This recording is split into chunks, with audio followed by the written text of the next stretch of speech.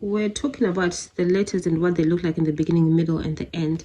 And I came across one of the books my children used to use. This one has letters. So dal is one of those letters that doesn't join. And here it is. It hasn't joined. And these two don't join anyway. So these are examples of words. These are words anyway, so we're far away from words at the moment. Not too far off. But right now it's all about recognizing different Arabic letters. And this one in the middle is a wow. So it helps to get Arabic books if you can, and see if you can spot different letters in the words.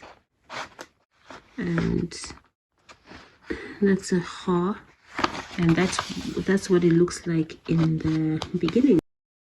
So it's nice, it's fun, it's exciting, because sometimes you think you're not making progress, but even just recognizing a letter and what sound it makes is great progress. So keep on going.